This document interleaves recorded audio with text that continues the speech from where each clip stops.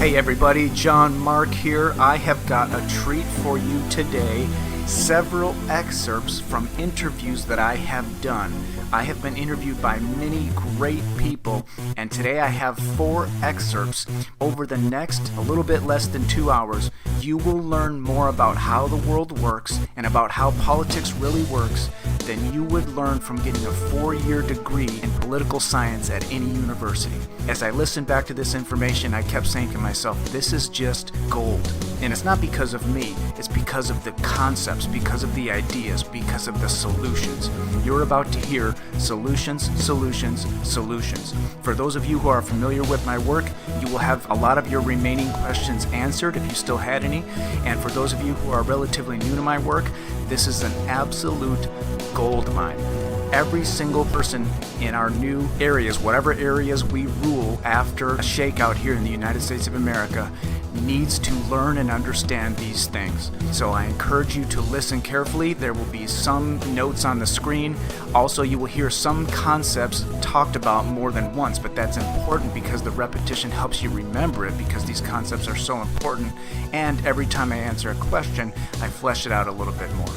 So buckle up and enjoy. Before we launch into it, 2 quick announcements. Number 1, if you are not checking my blog at least once a week, you are missing out. The link is in the description and on the screen.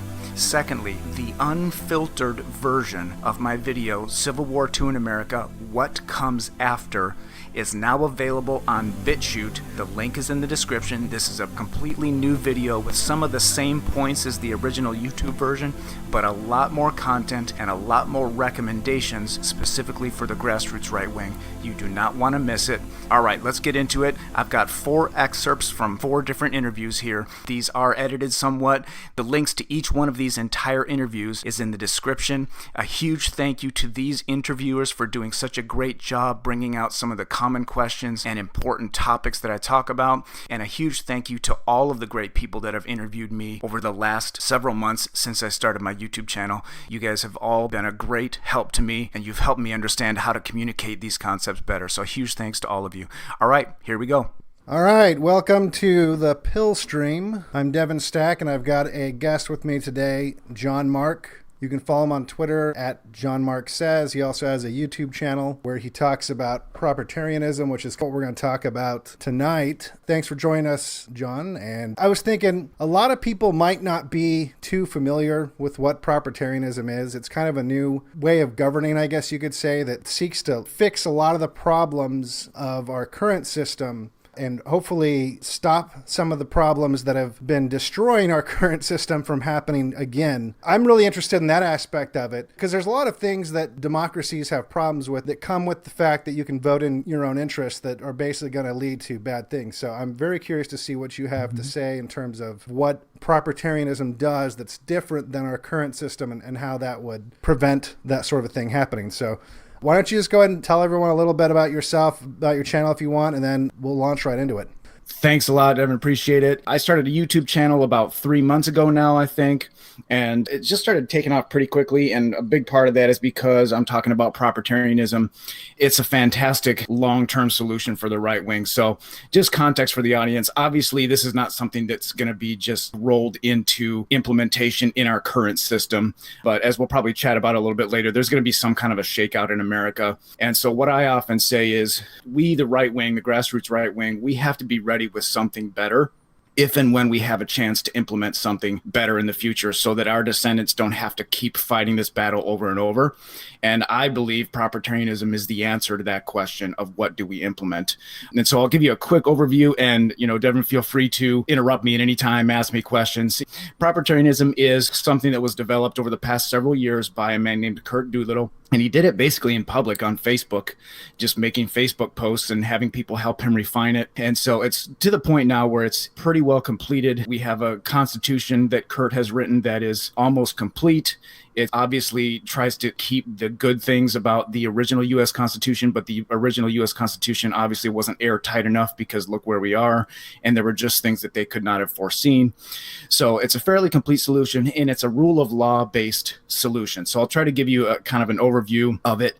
I think the easiest way to describe it, or the simplest way to describe it to start out, is it gives us right-wingers it gives right-wing instincts a scientific language, empiricism-based language to talk about our instincts. And then it also gives us legal language and gives us a mechanism by which to enforce what is important to us through rule of law.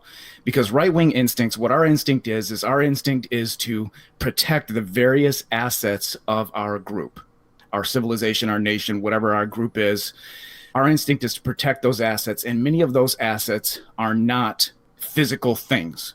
A lot of it is commonly owned and or intangible, like culture or trust, things like this, or the quality of the human capital of our nation. Well, and one thing I find interesting about this is one thing that I've always seen as a problem with our current system that I don't have a solution for, but I feel like propertarianism might address, and that is the problem of generational wealth, where you have this upper class that has the ability to protect their generational wealth and roll that into the next generation, and that includes power and all this other stuff.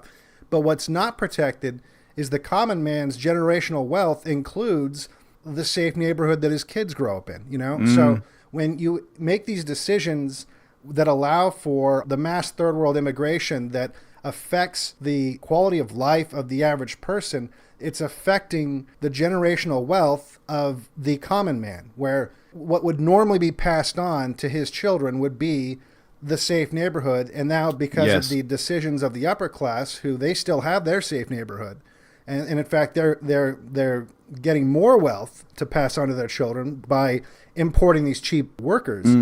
So it's basically, it's not generational wealth is bad, it's just that it's only protected in one class of people. So yes, maybe you can talk about that a little bit. Extremely well said. That's possibly the classic example of what propertarianism fixes. So what you're talking about there is what the upper class is doing is they're importing people from the third world because they're the business ownership class, and it makes for easy profits. I mean, you got more warm bodies to buy your stuff, and at the same time, you got more warm bodies to drive down the price of labor. So it's a win-win for them. But it's a lose for the guy who just wants a safe neighborhood and a homogenous culture and trust and all of these other things that we value. And so you're exactly right. If we go and try to steal their money, we're going to get in trouble with the law. But if they steal our safe neighborhood and all these other things that we value, they don't get in trouble with the law. Why don't they get in trouble with the law? Because our law does not recognize a safe neighborhood or a high trust culture as forms of property. But those are forms of property. So what propertarianism does is it teaches us to think of that as a form of property because it is. So that's the first thing. I think the easiest way to explain propertarianism is 3 improvements in rule of law and 1 very powerful tweak to our system of government. And this is not going to do all of propertarianism justice, so please don't judge it just by what I'm giving you here. But what you said, Devin, was a perfect example of the first improvement in rule of law that propertarianism gives us, which is a full empirical definition of property. So the propertarian definition of property includes things that are intangible, includes things that are commonly owned. And the simple definition is basically that which a person or a group has demonstrated investment in and has not gained by imposing a cost on someone else and is willing to defend. So if you look empirically at how humans behave, they defend a lot of things that they would consider their property according to that definition. And if somebody imposes upon those forms of property, they defend themselves and you get into a retaliation cycle. And of course, the job of law is to stop retaliation cycles. And if you don't recognize these other things as property, what you get is retaliation cycles, which is what we've got in America right now, which is heading us into a very bad situation. So does that make sense the way I'm explaining that first one, Devin, the more full definition of property? So, yeah, and I think that's important, is creating the language and making it. It's like I was reading a design book. I used to do graphic design all the time, and I was reading this design book. In the beginning of the book, the author said, I never knew what a Joshua tree was until one of my friends pointed out a Joshua tree and said, that's called a Joshua tree. And then I started seeing them all over the place. And it's like, as soon as you can put a name to something, it's like way easier to identify. And it's the same thing. Like I drove a Chevy Cavalier once, and these cars look like every other car in existence. And I never noticed Cavaliers driving around until I owned one. And then I was always seeing my car driving around. And I think that once you can put a language to these intangibles, society will just start to notice it and be able to attach a value to it. So I think that's a really important difference that propertarianism is bringing to the table. Yeah, it hacks your brain. I mean, I've been studying it for maybe like 2 years now, following Kurt on Facebook. But once you learn to see the world this way, it's exactly what you said. You see it everywhere. It hacks your brain. And basically what it does is it models all human conflict as property disputes.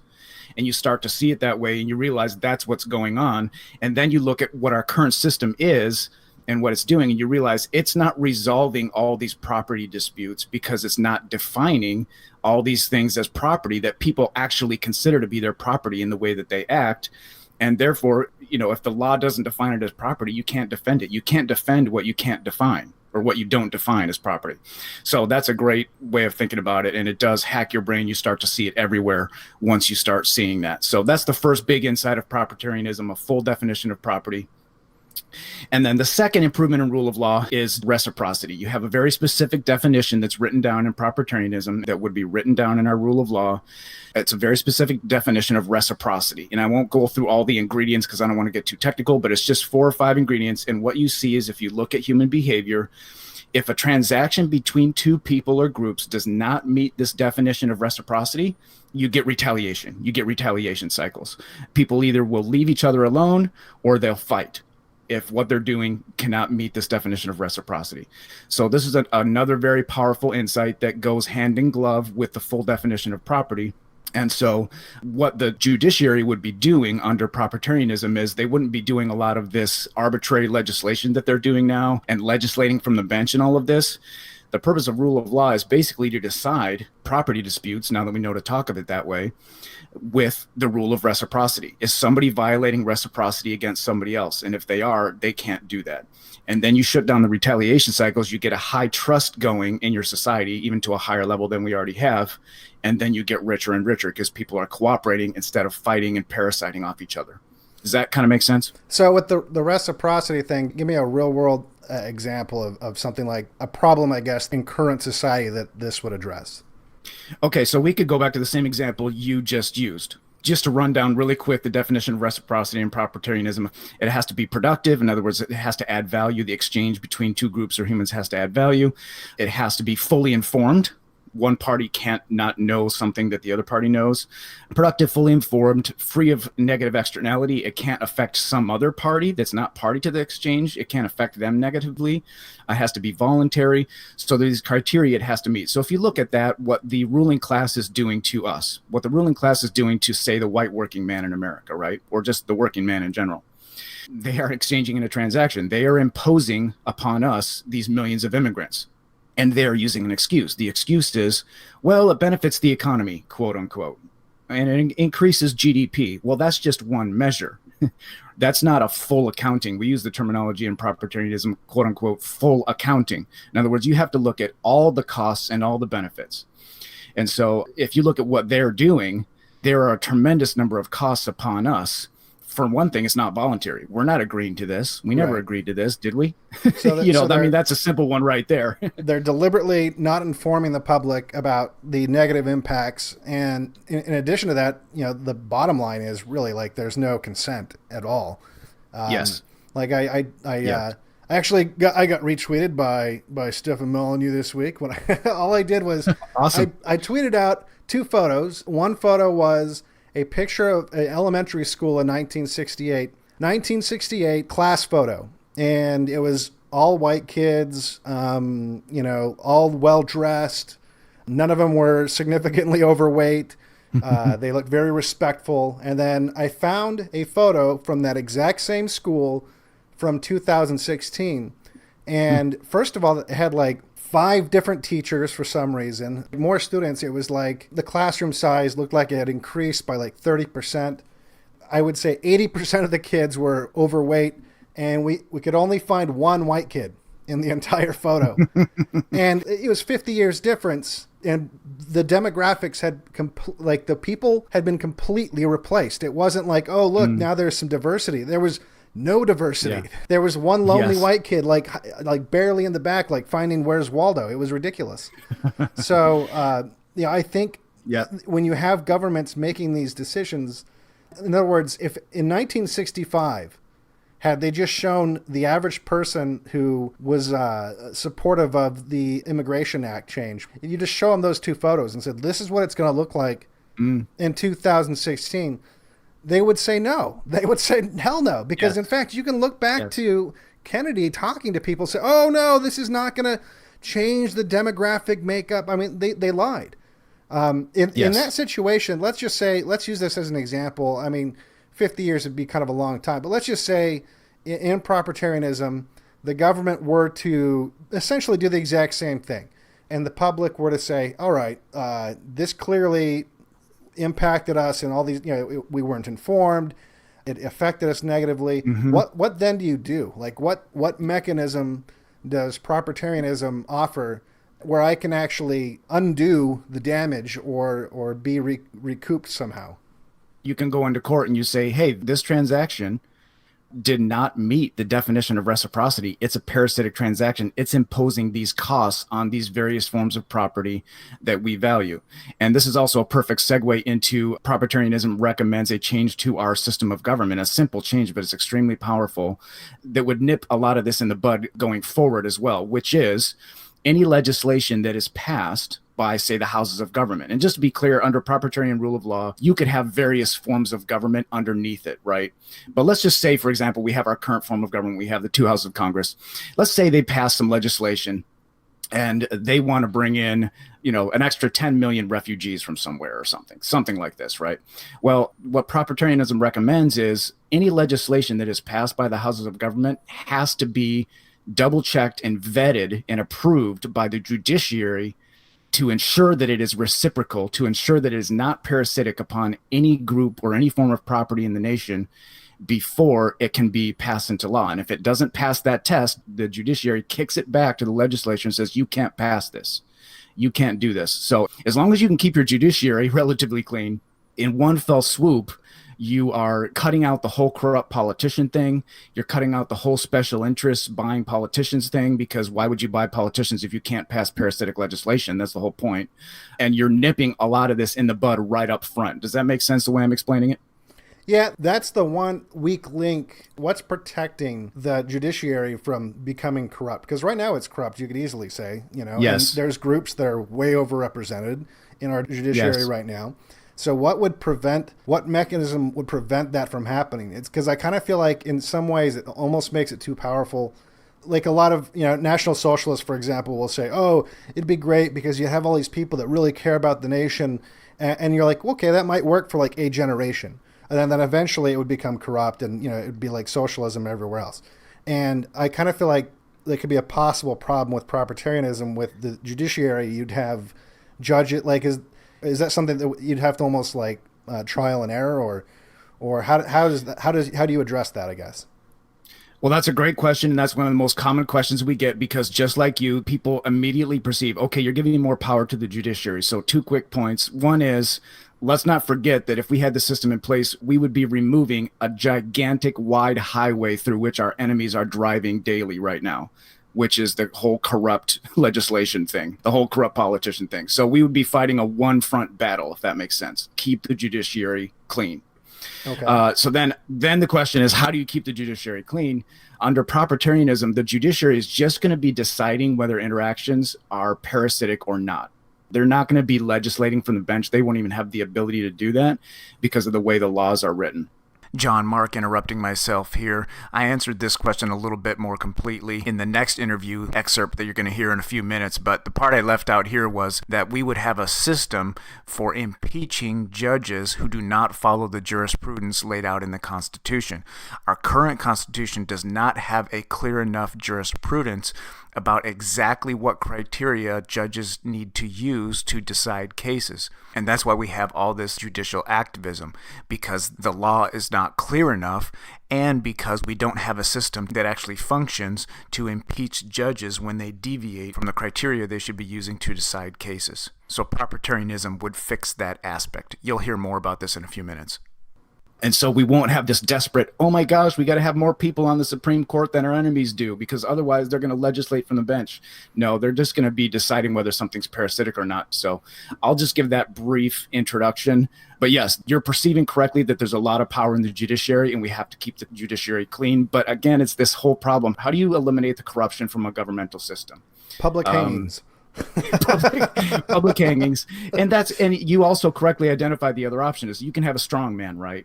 Or, national socialism or a monarch. Monarch's incentives are better than the democracy we have in right now. But then the problem is, what if you have a great monarch and then his son is an idiot, jerk, or whatever?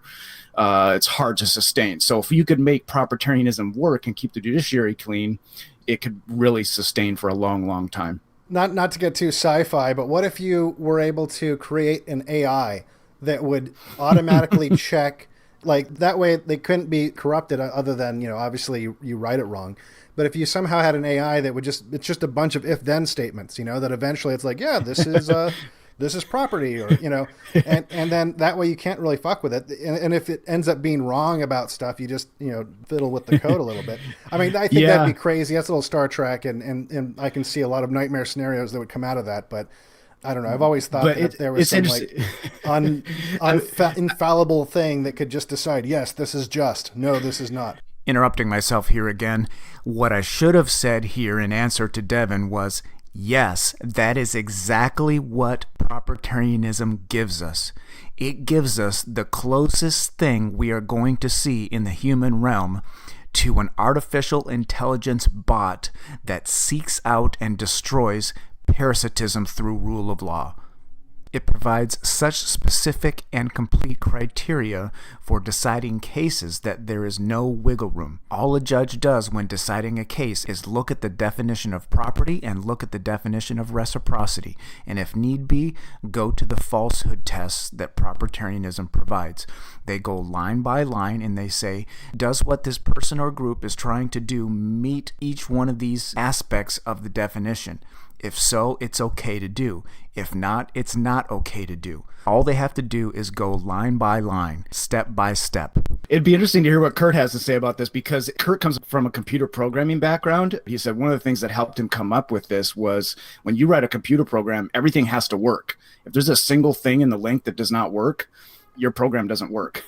And right. So all these definitions that are used in propertarianism are empirical, and they're actually not that complicated. Once you just spend a little bit of time to kind of look over it and understand it, it's not complicated. So that's part of the beauty of the system too, is the average person can really, unless they're maybe really low IQ or something, the average person can basically understand what reciprocity is, and they'll be able to know when reciprocity is happening or not. And so it'll be very easy to identify when judges are trying to go off the reservation in that regard. So maybe instead of writing AI, you could just write a very clear, almost like a program that the judges themselves have to go through, like if a bunch of if-then statements that they have to do.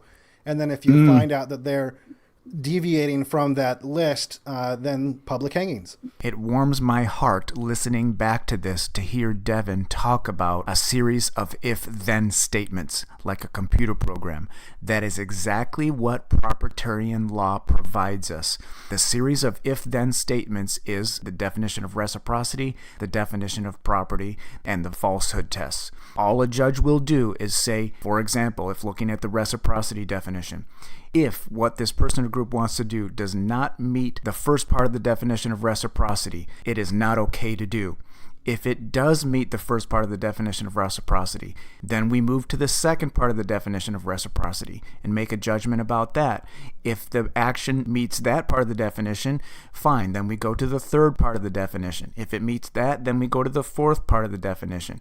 At any point in the process, if it fails any part of the definition, it is not okay to do. It is a violation of reciprocity. It is a violation of natural law. A series of if-then statements, just like a computer program. I think it's great that Devin had that image come into his head, because that is actually what it's like, except it will happen with judges in courtrooms instead of within a computer program. And there will still be judgment calls in some cases, but it's so specific and clear that it will be obvious if a judge is routinely discarding these and allowing actions to be ruled as if it's okay if they're blatantly not meeting these criteria.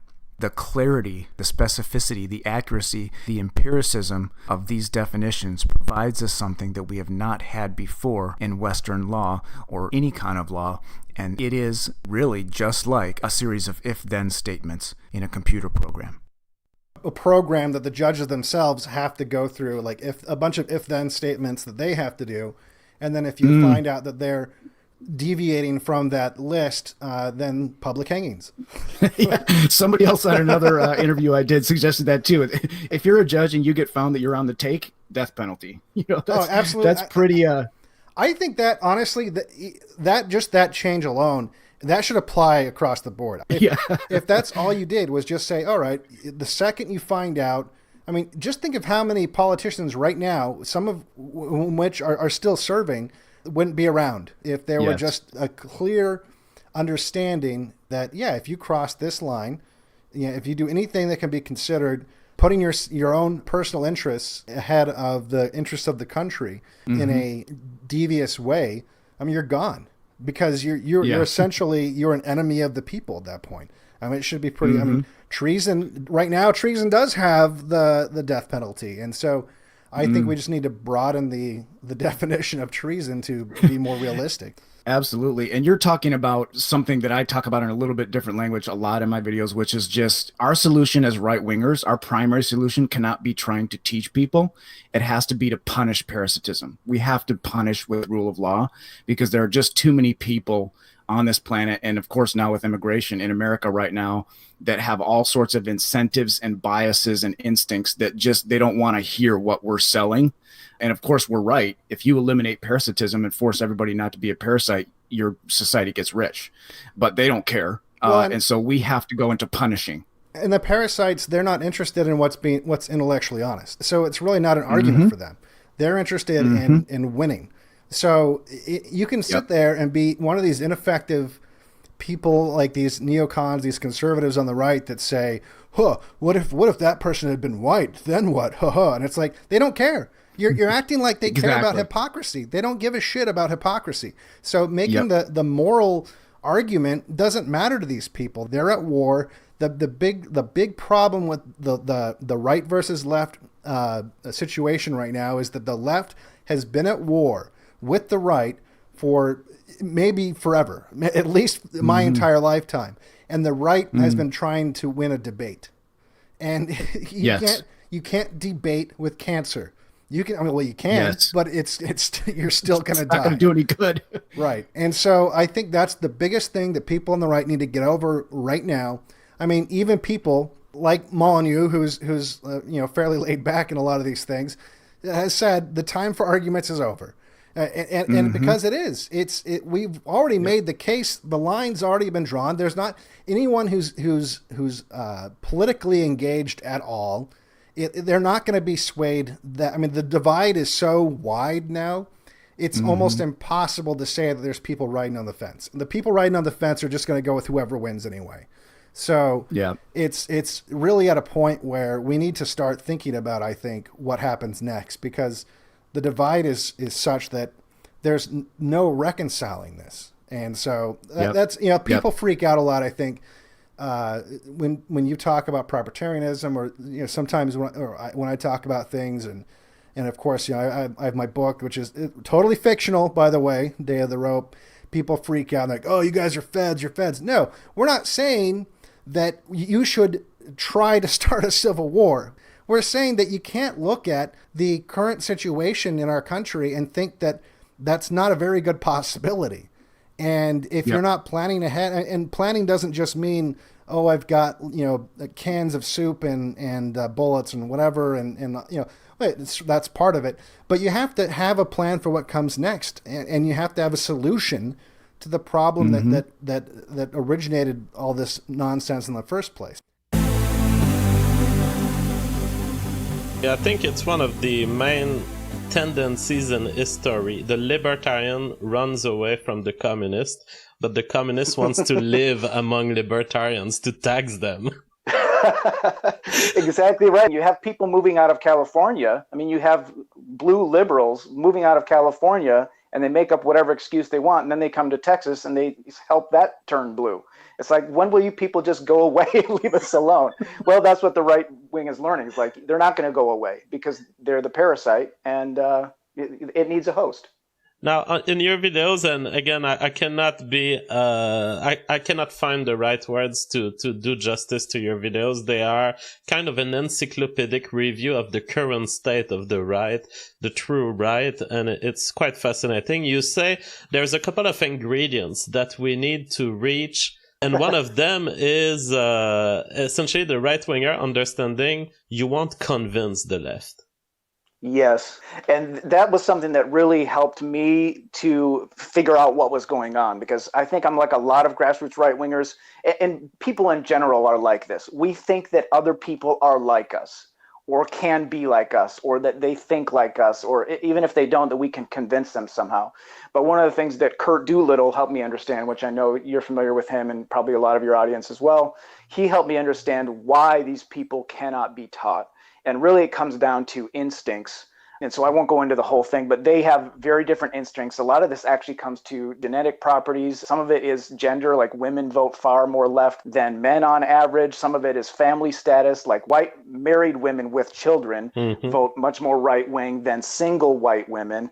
And so, I have videos that analyze all that, but that is something that's very important for the right wing to understand. And I think the right wing is coming to understand it, even if they don't understand it to the level that you and I understand it.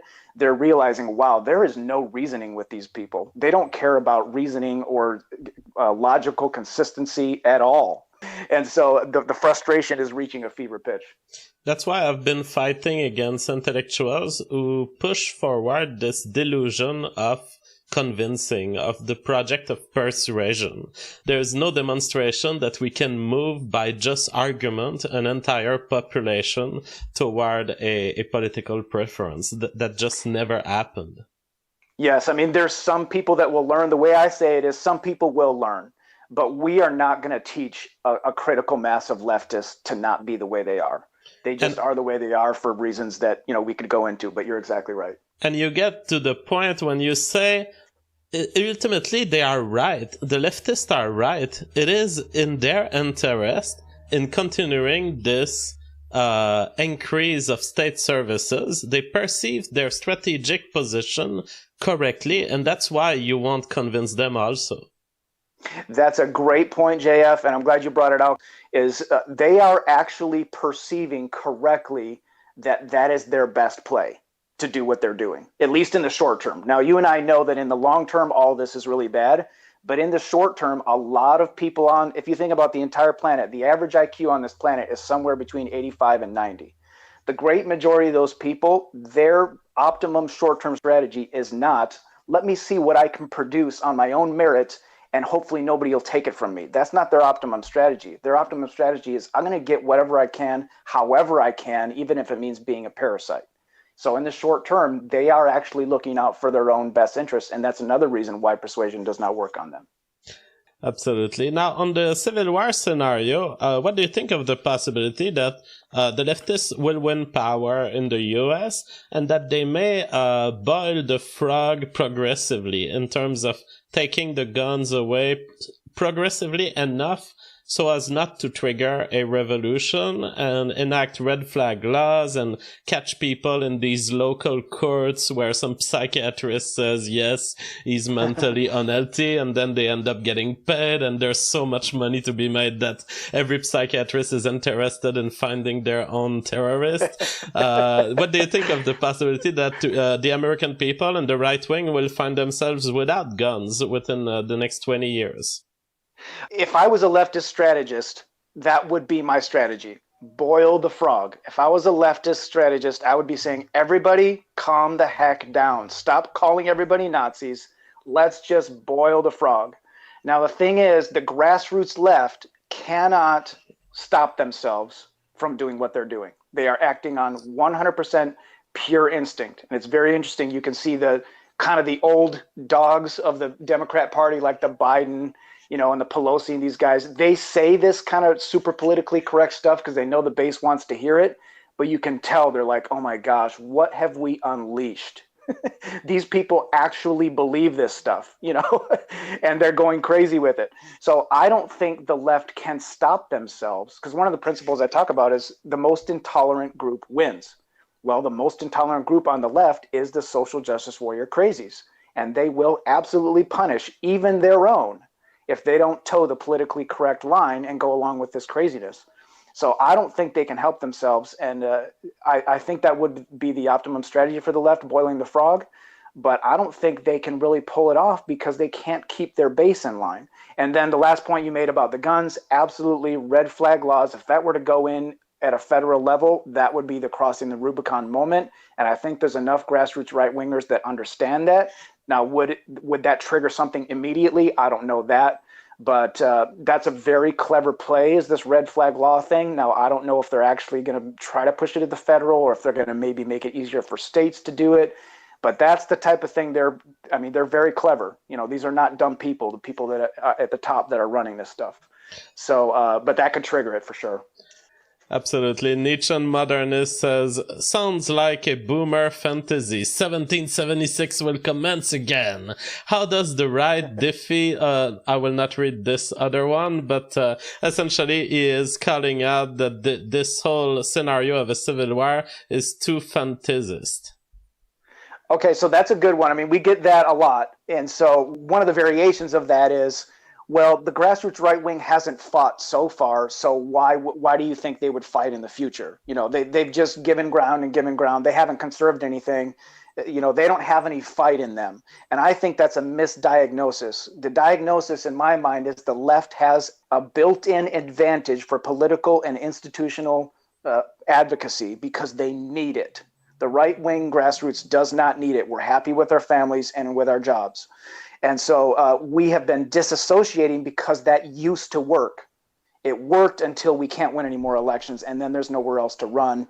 And so I think that the incentives are going to line up to where, as we were talking about, the left is going to bring the fight to the grassroots right with a vengeance, and the grassroots right it's going to be a different situation than it was for the last few decades. You can't compare the two.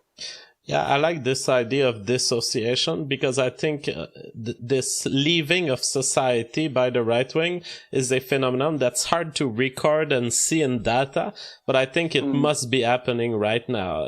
There's white flight, yes. Of course, we can measure that, but most importantly, there's people who look at this world and say, look, I'm a creator, I could do productive stuff in this world, but I'm not going to engage in a world that takes me so many taxes and that then kidnaps my children if my ex wants to. I'm not going to engage. And so we have a lethargy that will be apparent, and it shows also in phenomena like Bitcoin, people pulling their money out of the economy. Absolutely. It's just, you're trying to escape the 1,000 paper cuts of leftism. And after a while, especially when you can't win any more elections, I mean, how do you escape those paper cuts? They just add up, and you finally have to just say enough. And that's my prediction of what's going to happen.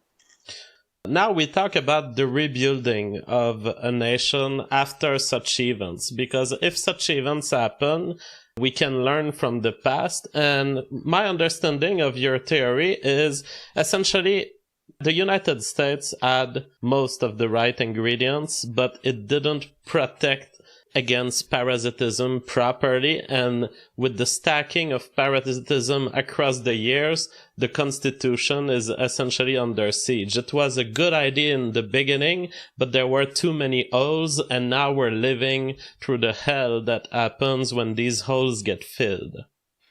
Yes, the founding fathers took a lot of things for granted, right? They just never would have dreamed that some of the things that have been done in the 20th century would be done. They obviously could not foresee the rise of mass media that allows the left to just repeat talking points and not deal with the debunking at all, and reach their market of people who are hungry to hear what they have to say and just whip up the parasites, right? So it was 200 years ago. Now, one of the things I say is that if it wasn't for some of the events of the 20th century, which I won't go into detail, but if it weren't for just like a couple events in the 20th century, that Constitution might have actually lasted for another couple hundred years. But as we all know, the dynamics that are happening, it's under siege. So one of the things that I talk about is the Constitution that Kurt Doolittle is writing, and his goal is to shore up some of these weaker points and keep the intent of it, which was the intent of the Founding Fathers, was to establish what you might call a third way. We want to escape the parasitism of the people at the bottom of society who just want to be leeches, as we talked about earlier, because that's actually their best short-term strategy. To clarify the meaning here of parasitism, we're talking about this lifestyle by which you are not self-sufficient and essentially dependent on other and dependent on taxation or theft to survive. Yes, or just demanding free stuff. I mean, you see people demanding free stuff. You know, you owe us this, you owe us that. And it's basically an attack on the middle class. And then the elites now are joining with it. And I think we all know our system in America is totally broken. It's basically a corruption factory right now. And so we're learning all these lessons. This is a big point I try to make. We know what not to do now. We know how to fix this stuff. And we can argue about the nitty gritty, right, of exactly how it should be implemented, but we know a lot of the mistakes that we've made. And so once we're on the other side of a conflict, we can actually set it up for a long time to where our descendants don't have to go through this again if we stay vigilant, obviously. So that's one of the big things that I talk about. Absolutely. Absolutely. And the recipe for a good nation must be somewhere close to the United States Constitution, because it was good while it lasted. It had a good ride. And that's the other thing I say is it's because sometimes people will say, well, we need to have a king, or we need to restore a monarchy, a monarch that has total power, or just have a strong man. Maybe Trump could become a strong man, or we need to, restore religion. And what I say is, okay, go ahead and try to sell all that stuff to the modern grassroots right wing, the masses. Go ahead and try to sell it. They won't. What they're accustomed to, they are accustomed to a constitution and defending a constitution and following a constitution. They understand that, and we can do it better, and we can make some tweaks to our systems where it's not a corruption factory anymore. And so you can watch my videos on propertarianism if you want to learn more about some of our ideas about that. But this is something we can sell to the right-wing masses, and they understand it, and they won't fight against us because it's unfamiliar to them. Now, let's talk about the nitty-gritty of propertarianism, which you propose as a kind of solution, not very different from the traditional conception of America, but perhaps restated and reformulated and perfected. Propertarianism claims to be fighting against forces of parasitism, and doing so around the theme of reciprocity. Is that correct? That's correct. Reciprocity is at the center of it, and also a more empirical, more complete definition of property. The basic idea being there's a lot of things we care about that aren't just physical things you can buy. Like I care about being able to send my kid to a school where he's not going to hear LGBT propaganda more than I even care about getting a pay raise or a tax cut or something. So that's the basic idea, is covering all the things that people treat as property, and then enforcing reciprocity through rule of law. But yes, that's the idea of it, the reciprocity aspect. Now, my problem is that the reciprocity idea is not as good as you make it to be, I think. I think there's more work to be done around it, because you can have leftists argue that taxes are a form of reciprocity. See, I provide you a safety net, you provide me a safety net. And I just happen to fall into the safety net more often than you. And so I think the process can be twisted in these ways. And I would be scared with hundreds of years that we may be headed toward the same conclusion as the US. Okay, so I'm really glad you brought this up, because I've been hoping that this would come up in some interviews. So one of the things that I've found from doing interviews is that people kind of get the basic gist of this propertarianism, like the basic gist of the definition of property, the basic gist of the definition of reciprocity, and then they start trying to run courtroom scenarios in their head. Mm-hmm. Which is the exact right thing. I mean, that's what it would happen, is it would give us recourse in court to defend things that we don't have recourse for in court right now. So first of all, the very fact that we would be having a court scenario at all would be a massive improvement over what we have now, which is zero recourse. So then people do the thing which they really should do, because they're catching the right idea, is to run a courtroom scenario in their head. But what I'm finding is they don't really know the definitions in and out Like they can't rattle off the definition. They haven't really meditated on the definition. And so they're trying to play lawyer without having gone to law school, if you know what I mean. And it's not like it's that complicated of law school. So to answer that question that you gave in specific, you're exactly right. What would be happening in a courtroom scenario is a leftist would be trying to get away with something, right? And the right winger would be trying to stop it, and the lawyers would be going at it, right? And they would be fighting exactly as you say over this definition of reciprocity. And so I'll give you the example that comes to my mind around that whole thing of like people need help, right? Yeah. We don't want people starving in the streets. And so that can very easily get into the left just saying we want to just be parasites. We want to just take stuff. And that gets into dysgenics and all of this, and that's the whole problem. So one thing that you could have is you can take care of people, but they have to pay for it. Well, how can a person who's got an 85 IQ pay for help so that he's not starving in the street and has no health care or whatever? How can he pay for that? Well, there's one thing he can do that benefits society massively over time, over the long term, and that is not have 5 kids, not have 4 kids, not have 3 kids, not have 2 kids, maybe have 1 kid or have no kids if you can't afford them yourself. That is paying society back. And so that would fit the definition of reciprocity. And so I would just encourage people in general, it's hard to, in this format, to go into like a courtroom scenario. Really study the definitions, and once you feel like you really have your head wrapped around them, then start to play courtroom scenario. Because this is the most common thing that we get, I'm realizing, is people say, would this really work in court the way you're saying it would work? I've studied this for 2 going on 3 years. I believe it would. At the very least, it would make it much, much harder for the left to do what they do.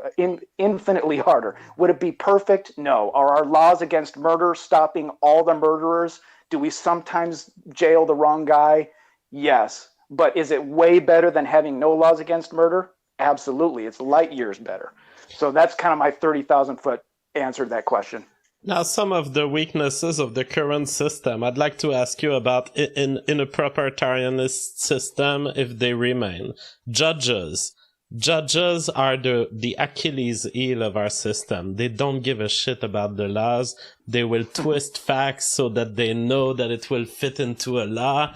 They are the worst force in our society right now, in my view, more dangerous than criminals. How do you make it so that the judges don't turn leftist? Well, yes, the judges are definitely a problem. And the problem is that our Constitution in the United States of America does not lay out a specific jurisprudence that the judges must follow. And so the proprietarian Constitution, or whatever Constitution we have, has to lay this out much better. And the proprietarian Constitution does that. And that is, as a judge, you are finding violations of reciprocity and punishing them. That's it. You're finding property violations, you're finding parasitism, and saying no. That's all you do. You don't get to legislate from the bench, right? Which is what's happening now, as you correctly point out. And then the other thing I'd just like to point out along these lines is the other huge problem, as you know, is that basically the big money people just buy our politicians, and the politicians do their bidding and not the bidding of the people. That's a huge problem. Well, how do you stop that? Well, the problem is that our Constitution does not forbid the passing of legislation that violates reciprocity. So what you do is you say, okay, you guys can work out legislation, but it has to pass the judiciary first. And the judiciary is very, very clear. You have to find if there's a violation of reciprocity. And if you don't operate like that as a judge, you can be impeached as a judge, and you will be impeached as a judge. So it just makes it a lot more airtight. And the thing that we have to cut out, because this is the problem of all human rulership. You have this problem with a monarch, with a strongman, with a system like ours. The problem is, how do you stop people from having the power to arbitrarily violate reciprocity? And that's a hard problem. So we're actually not that far off in our current system. We have really, really good rule of law compared to most of the world, and we take it for granted because of all the problems that it still has.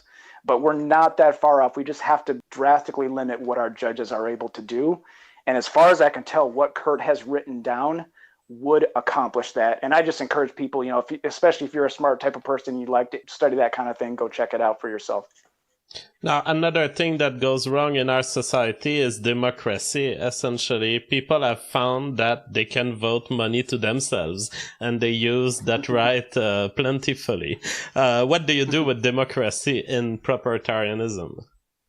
That's a great point. So high level, one of the lessons we have learned, and I talk about this in my videos, is one of the failed strategies that we need to abandon. One of the lessons we have learned is that full franchise democracy is a very bad idea, because parasite instinct people have the same vote as productive instinct people, especially if you're importing a bunch of people that have more of the parasite instinct, right? So we need to limit the vote, first of all. Not everybody should be able to vote. You limit the franchise, and there's different ways you could do it. I won't get into the options. The other point is what I just made, which is kind of the second step in the system. The first problem is the people that are voting, right? The second problem is the fact that whoever is voting has the ability in our current system to pass legislation, basically just by sheer numbers, that violates reciprocity. The whole secret of politics that we've learned now is you must enforce reciprocity. If you enforce reciprocity and stop parasitism, you will get rich. You will advance. That is the secret. So you have to make it as impossible as you can for legislation to be passed that is parasitic in any way that violates this very specific definition of reciprocity. If you can get a lot better on that, you can reduce a lot of these problems that we have. Absolutely. A judiciary checkup point before the application of the law. If your judiciary is reliable, that would be quite awesome. Yes, and I'll just say really quick, JF, that's the thing. If the judiciary is reliable, so it reduces this war that we have right now, where we're fighting against like our politicians that are not on our side, and all of these other people that are voting that want to be parasitic, and our judges are also a problem. This whole thing reduces it to a one-front battle. If you can keep your judiciary clean and following the jurisprudence laid out in the Constitution, and if you can impeach them when they violate that, you're going to be, way better off than we are now. Because right now there are lots of politicians in the US that are voting laws that they know are illegal by the standard of the Supreme Court, but they also know that it's going to take a lot of time before it gets to a Supreme Court case. And there's lots of towns in the US where they ban the carrying of gun, which is a violation of the Second Amendment. But will you get to the Supreme Court? It's going to take 10 years for each town. Yes, and that's what you're getting at here is something that Kurt says a lot, which is that rule of law is a very expensive commons. We have a lot of judges, right? We would probably even have more judges. We need more judges and more of this infrastructure if you put something like proprietarianism in place. And then if you have good jurisprudence laid out in the Constitution, then ideally this stuff would be nipped in the bud at the lower levels. And some of it would obviously come up through the court system. But a lot of it is the lack of clarity, and these judges can do whatever they want. And so one passes it on because they're a judicial, they're a leftist activist. And so, like you said, it's a big mess. But a lot of that comes back to there's not clear jurisprudence laid out in the Constitution, which would reduce a lot of that. All right. Now, before John Mark goes, it's time to look at our survey to see what's the feeling of my audience. Is John Mark right that a civil war will occur in the US? We have 73% of the people approximately saying yes, and 25% saying no, you're wrong. So the vast majority of my crowd agrees with your assessment. That sounds about right. I mean, you're always going to have a bell curve on these things. You're going to have the people that lean, more militant, like I'm not going to take this. And you have the people that are more cautious.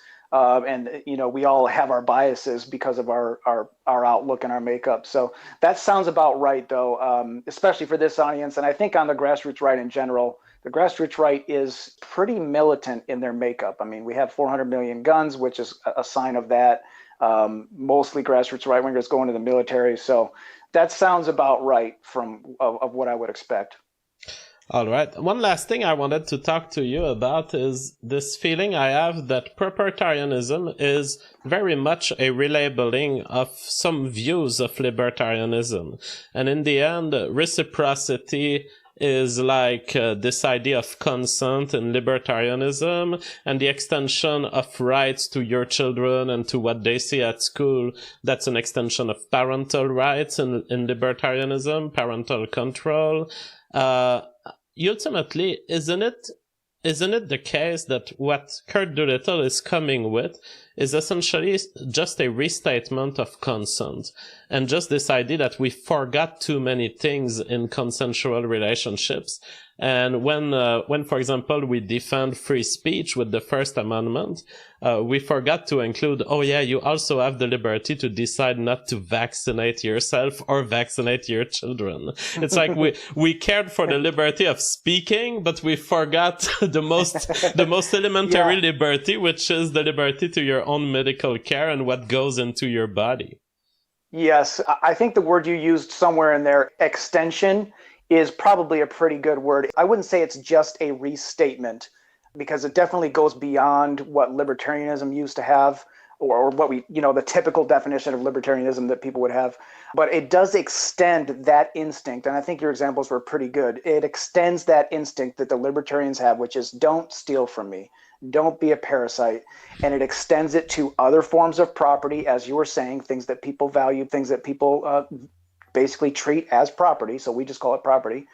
And it also extends beyond just the concept of consent. So consent is one part of the definition of reciprocity, right? It has to be voluntary. The exchange has to be voluntary, but that's just one part. So one of the things libertarians missed as well was, what about what we call externalities? What about these domino effects, right? So just because you and I agreed to do something, if there's a negative effect on somebody else, well, that doesn't fit the definition of reciprocity either. And when I say negative effect, I mean if it's parasitic on some form of property. So you really have to go down. If you look at the whole definition of reciprocity and the definition of property, I think it's fairly accurate to say it's an extension of that libertarian instinct, but it definitely takes it farther than libertarianism had taken it. And it also adds in the idea of you can't just go around teaching people or hoping that people will do this or moralizing to people that they will do this. You have to enforce it with rule of law and organized force institutions. So it definitely extends that. All right. Well, John Mark, those are fascinating thoughts, and I'm very, very excited about all this proprietarianism, the reconstitution of a society that makes more sense than our current one. So I hope that we get a chance to rebuild our rights and our lives in the way you describe. It was a pleasure talking to you as always, and I will tell to all my audience, his YouTube channel is in the description below. Of course, most of you already know John Mark. He has hundreds of thousands of views on his videos, some millions. It's going very well for him, but if you haven't watched his channel, go to his channel right now. The link is in the description below. In order to save Western civilization, we have to maintain a significant white majority, or it simply won't last, because the people coming from these other groups, it's not that they're all bad people, obviously. It's not like that. It's just that they tend to have majority opinions and instincts, political instincts, that are not in line with what made Western civilization great and not in line with right-wing thinking. Yeah, back when all of us nationalists, or whatever you want to call it, back when we were all libertarians, we used to bash our heads against the wall, yell until we're blue in the face about, look, if you import 30 million people from a theocratic country, chances are they're going to be, in favor of a theocracy. That's what they're going to vote in. If you import 30 million people from a communist area of South America, chances are they're going to vote for those policies that got them in the trouble that brought them here in the first place. So it's all a matter of demographics. So civic nationalism, it's a doomed philosophy. Yep, exactly right. So the next one is probably my favorite. This is one I get a lot of flack for, is just the pointlessness, a lot of debate or of education of certain types of people. So one of these anti-positions you've got is teaching the left. Once we take power, there's no more teaching the left. What does that mean to you? Yeah, exactly what you said.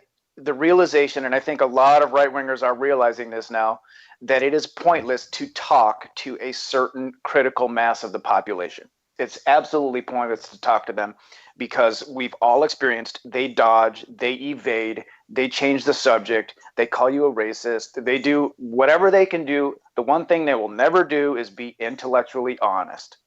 And we've all experienced that type of a conversation. So what I've started doing is telling people, stop talking to these people. It is a waste of your time.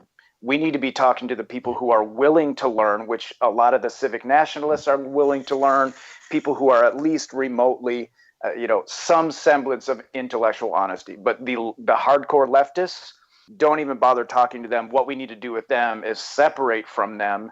And then when we have the opportunity to implement better government, better rule of law, we just punish them. And we punish them for telling their lies and doing all the things that they do. But talking to them does not work because they have no incentive to listen to us, because the lying is how they get what they want in the short term, and they can't get it if they don't lie.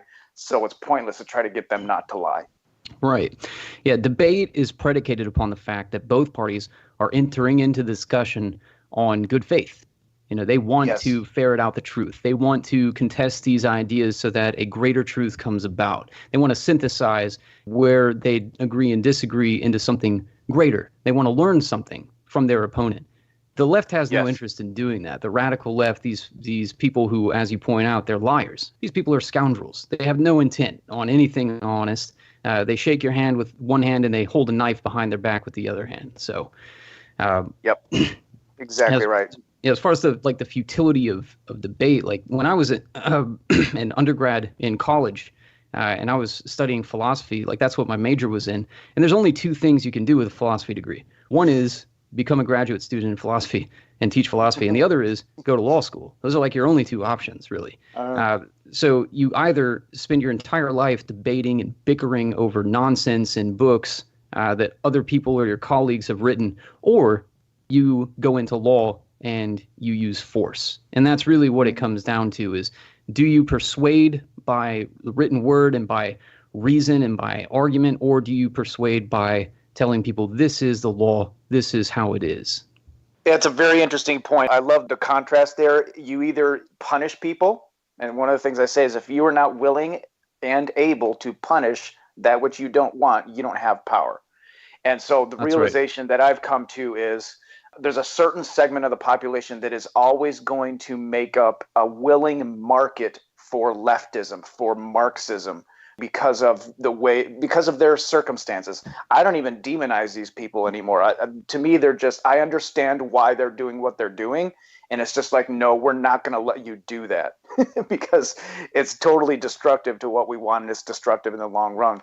So you just have to punish that segment of the population and not let them operate, because talking to them is pointless. And I explain in my videos why the left never learns. There's 2 videos on that I have, the details of why they don't listen and what their incentives are, what their instincts are, et cetera. But the bottom line is we're having to transition to just basically separating / punishing, because persuasion is not working on them, obviously.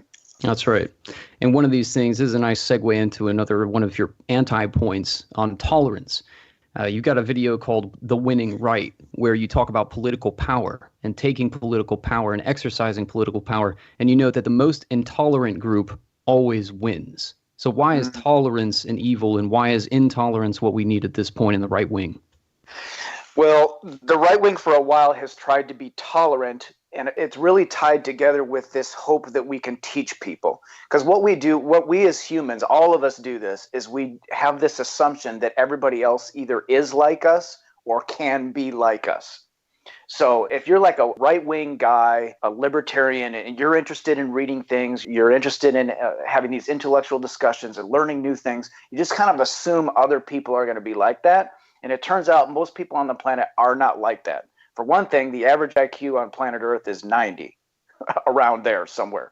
So the average person is not on that level at all. So they're not going to be able to learn from you. They also have completely different instincts. So we've gotten frustrated with the teaching, and it's really tied into this whole tolerance thing as well. We've been tolerant because we think we can teach people. Okay, let's let them in, and then we'll just train them. You know what I mean? We'll teach them Western civilization. We'll teach them this, and it just doesn't work. So tolerance ends up being nothing but laying down highway for the left. That's all it is. And a lot of it is this libertarian, live and let live. Well, they're not going to, you can let them live the way they want, but they're just going to take advantage and they're not going to let you live the way you want. It doesn't go both ways. So we need to replace tolerance with reciprocity, which is a very intolerant way of saying, no, you're not going to be parasitic upon us in any way, shape, or form. So we have to replace this failed strategy of tolerance with intolerance and with reciprocity. Well, what does reciprocity mean exactly? Because when I hear that word, what I think is eye for an eye, tooth for a tooth. Mm-hmm. Yeah, I mean, that's the basic concept. Now, in proprietarianism, we have a very specific definition of it with 4 or 5 points, and I won't go into it because it's not the best format on our interview like this to go into it. There's a very specific definition. But if you look at that definition, you say to yourself, this is how I want people to treat me. And you say to yourself, if somebody doesn't treat me this way, if somebody violates one of these 4 or 5 points, I get pissed. And so any violation of this definition of reciprocity is parasitism. And so we can get into the detail of it, but really you've got the basic gist of it down. And a simple example, these people are coming to America, not all of them, obviously, not all of them do this, but many of them come to America because it's better. And then the first thing they do is turn around and badmouth the people that built America. And they can't say a single nice thing about them. Well, that's obviously a violation of reciprocity. So reciprocity is a very intuitive concept, I find, especially for right-wingers. And I think it's pretty easy, actually, to replace the concept of tolerance in people's minds with that once they realize that the tolerance doesn't work because it's not reciprocated. Right. So that basically covers civic nationalism, teaching the left unlimited democracy, tolerance, and libertarianism. One of these next ones is classical liberalism. What's wrong with that? I mean, we're talking about checks and balances, federalism. What do you mean by classical liberalism? Why would we not re-implement that? Well, classical liberal, see, this is the thing that tricks people too. It tricks especially white people and especially white men. Because if you had 100% white nation, you could actually get away with some form of classical liberalism. It's around the rights of the individual and letting every individual live the way they want to live and all of this. And so what tricks us is that we could actually kind of get away with that. We could almost get away with pretty close to a full franchise democracy. I'm not saying that would be a good thing to do. I think we do need to abandon these things, but we could almost get away with it because our people group went through thousands of years of history with some unique events in it that enabled us to have a particular makeup where we can kind of do that without everything falling apart instantly. The problem is, as soon as you introduce mass immigration from the third world, and again, this is not all of them that do this by any means, but a majority of them simply cannot handle this. And the optimum strategy for them to get what they want is not, I'm going to succeed on my own merits as an individual, which is what classical liberalism and libertarianism and all of this try to enable people to do. We don't care if you're gay. We don't care what you are. We don't care your skin color. We don't care anything as long as you just participate in the economy. We'll be tolerant of everything else. The problem is everybody else is not tolerant of the way we want to live. And so all of this is closely tied together, as you can see. Classical liberalism, the good part is the rights of the individual. The weakness of it is you can't fight against teams of people that are ganging up on you politically as an individual. You just can't do it. You have to form a team. So a lot of the grassroots right wing now is graduating, as I put it, from libertarianism and classical liberalism, which is very individual focused, to saying we have to have team defense against these gangs of people that are trying to just basically mug us politically. Yeah, they used to call it the libertarian to alt-right pipeline. So now it's actually exactly. the libertarian to alt-right graduation program, I guess you call it. Exactly so, yeah, right. What you were talking about with being able to get away with having a libertarian or classical liberal society and a totally homogenous society, right? When we were talking earlier today, I was bringing up Kant's point that democracies don't go to war with each other. And we live by that mythos now. Then you had retorted that, not that I was promoting Kant because I hate Kant, but you retorted that democracy means that you are going to war. That's what democracy means. It is a warlike state. And when you said that, it brings to mind Thucydides' Peloponnesian War. When you think of how Athens as a democracy went to war with Sparta, how they made this happen, how they betrayed Alcibiades, how they made all these stupid, hasty decisions in the Peloponnesian War because they were a democratic government. It's like, yeah, we could possibly get away with libertarianism, classical liberalism, even democracy, but why in God's name would we want to do that? Like, the historical record has shown all of this is folly. Yes, absolutely. And I also just want to clarify, you can have some representation as far as my understanding goes. And when I interview Kurt Doolittle on my channel, I want to ask him about this as well. You can have some representation. We had some periods in our history where we had representation through houses of government, but it was not this free-for-all that we would call full franchise democracy, where it's one man, one vote, right? So every woman gets a vote, every man gets a vote. The bum on the street gets the same vote as a productive father of three, right? A parasite instinct person gets the same vote as a productive instinct person, non-parasitic person. So you can have some representation and you can have some design in your government to where it doesn't turn into a huge corruption factory like we have right now.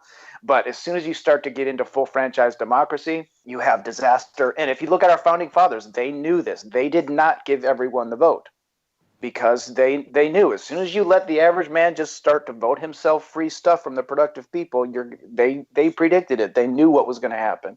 So we have to, you're making a very important point, and I'm really glad you're bringing it out, because we have to kind of unlearn. There's this meme I put in one of my videos. It's this guy sitting over a book saying there's so much to unlearn. We've been taught democracy is the greatest. No, democracy kind of sucks, actually, unless there's severe limits on it. So all this stuff we're unlearning. Right. So let's segue into your pros from that point. You know, we've talked about all the disasters, all the problems with, you know, Western history and culture. One of your biggest pros that I'm a fan of is your promotion of natural law and the rule of law. And, you know, as a lawyer, that's near and dear to my heart. You know, as far as the rule of law, I've commented a lot that there is no such thing anymore. It is all special interests. It is all the industries built around, you know, certain fields. Like, you know, just take something as simple as DUIs. You know, there's no real rule of law when it comes to driving under the influence. It's all about a racket. You know, it's all about the driving schools that get paid off. It's all about the cops and the fines that you pay that go to the police department. It's all about the lawyers making money off it. Everybody's making money. That's why DUIs are what they are. Not because people are being killed in drunk driving accidents, although that is what happens. But there's an industry that's being built up around it so that the rule of law means nothing anymore. It's all about who makes money. How corrupt is the system? You know, will your lawyer fight for you? So as far as the rule of law, what do you mean by that? Because it clearly does not exist anymore today. Yes, that's a great point. A lot of times when people hear rule of law, when I first started doing interviews, people started kind of reacting negatively to that. Some people, not all of them, but some people were like, you know, the rule of law is hopeless. We can't put our hope in judges or any kind of rule of law system because they see what you're talking about. They see the problems. So the first thing I like to do is always take it back up 30,000-foot view. Our rule of law, even today in America, is still way, way better than most third world countries, like light years better. Touche. But what you're saying is absolutely correct, that what we're seeing is more and more parasitism seep into the system where it's just becoming basically rackets, like these little mafias that just run their little kingdoms. Exactly like you said. So what we aim for, what propertarianism talks about a lot is, like you said, natural law. And we have a very specific definition for that, which is natural law of reciprocity. It's exactly what I was talking about earlier, very specific definition. And one of the problems with the original Constitution in the United States is it did not lay out a specific jurisprudence of judges must make judgments according to this criteria this way. And so one of the things that Kurt Doolittle is working on is an upgraded or updated Constitution that makes that very, very clear. So what the judges are doing is just enforcing reciprocity. They're just discovering if there's a violation of natural law or not. And there's no wiggle room for them to do legislation from the bench like they're doing now. And the people would have recourse again, which we've lost. The people would have recourse in the matters of what we call in proprietarianism the commons. In other words, common areas. So somebody could go to court and say, hey, this group is making so much money off of sending people to jail. And it's not actually the intent of what should be done here. And so you can have recourse where we haven't had recourse. So it's kind of a big subject, but the whole point is to limit these parasitism rackets by having very clear rule of law based on natural law to where there's no wiggle room around it. Yeah, I mean, you could go on all night about that, like, about the private prison system being one of the worst rackets in the world. People talk about big pharma owning our congressmen. Nobody ever mentions the racket that is the private prison system. All the money they make, all the labor they get, all the money they make on phone calls, and it's like it's again an entire industry. Just like the entertainment industry or the soap industry or, the computer or laptop industry, like private prisons is big money. And people don't understand. It has nothing to do with law. It all has to do with money and power. Oh, absolutely. You and I were talking about that earlier, where it's just we've fallen backwards in big ways, and this needs to be fixed. And it can be fixed. One of the things you and I were talking about earlier was sometimes people hear talking about rule of law. And I forget the analogy you used, but you said it's kind of like going to the dentist. People don't want to think about law. They don't think about they don't want to think about it until it happens to them, and then it's them or a loved one, and it's like, oh my gosh, this is totally broken. Well, yeah, and we can fix it. This is one of the things that is maybe not the most intuitive subject for people at the beginning when they first start to hear about it, because you either take law for granted or you go, oh man, this sucks. But this is possibly the number one factor in a group of people's quality of life, is how good their rule of law is. So we have to fix this. And thankfully, we have big brains working on it like Kurt Doolittle that'll help us fix it. Yeah, the first time I ran for office, my biggest platform plank was we've got to end the drug war. And on one hand, yeah, it's a super libertarian position. But on the other hand, what I was really saying is we need to end the militarization of the police, because for decades and decades and decades, the Pentagon has been giving weapons to local law enforcement agencies and to state law enforcement. People have been giving armored personnel carriers and amphibious assault vehicles to sheriff's offices. They don't need that, any of that. It's ridiculous. So for a long time, you tell people, look, we got to end the drug war. We got to end the militarization of the police. And everybody's like, yeah, I don't know, man. Drugs are bad. I don't really care about this, because it's not their door that's getting kicked in by the SWAT team, whether by accident or by design. It's not their son that's going to prison for 36 years for selling his pills to an undercover cop. Like, it doesn't affect them, so they don't give a damn, right? Yeah. Until that military police force is now kicking in your door because you've been accused of being a white supremacist. So now, all these years later, all these people saying, yeah, not my problem, man. I don't care what the police are doing. I want a strong police force. Well, now it's being turned against you too. Because once it turns into a police state, it's all over for everybody. And you should have been fighting it from day one. Yep, because they creep and they creep and they creep, and then now we're seeing it all come together. And I was just doing an interview the other day. The host said the same thing. He said, I felt like I was screaming to a wall for years. And he said, now suddenly people are starting to listen. And what's happening is all of these usurpations of justice, all of these parasitisms are starting to form a big blob, and people can see the blob and they go, oh my gosh, it's going to be coming for me. Absolutely right. It's going to be coming for you. Red flag laws, calling you a white nationalist. You say the wrong thing on social media. They're already doing it in Europe. People are in jail for saying the wrong thing on social media in Europe. And so it's coming, and people are starting to see it, which is good. I mean, they're finally waking up. So it's good. Yeah. And the fact that the normies are now saying, well, I don't know, man, I'm not a Nazi. I don't care. Well, now they're understanding that everybody's a Nazi. Everybody's a white supremacist. Everybody's on the chopping block now. So hopefully people are waking up to that fact. But as you were saying about like shouting at a wall, we talked about that earlier today too, where I was explaining like 6.5 years ago, I wrote that letter that said there's civil war coming. And, everybody thought it was funny back then. The people that didn't think I was insane, like they thought, well, this is funny. There's no civil war coming. This guy's out of his mind. And now everybody's talking about it. Everybody knows that it's coming. It's only a matter of time. So let's talk about that. Well, first of all, let's talk about the prelude to it, and the lead up that we're in right now, the present cold civil war that we've got going on. There was a guy on Twitter today who was trying to get under your skin, I guess. I don't know what he was doing, but your retort to this guy was, look, quote, soon the right will win no more elections. And the choice will be ruled by crazy commies or separate, secede, fight. It's easy to predict which the right will choose.